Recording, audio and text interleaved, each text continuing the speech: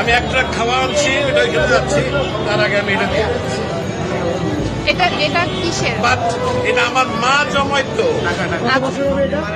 উনি মারা গেছে 4 বছর আগে, সে মারা গেছে। আমি জানি না এটার মধ্যে কি আছে, আছে অনেক কিছুই আছে, কি আছে আমি জানি না।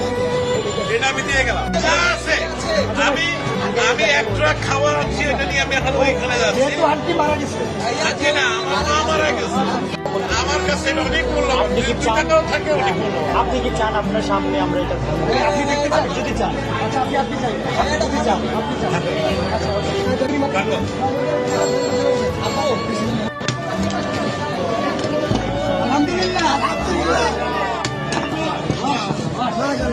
এটা আমার মায়ের জমানো পয়সা। নিজের হাতে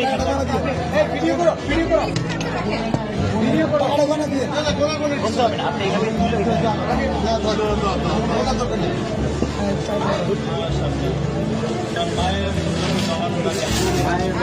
এখানে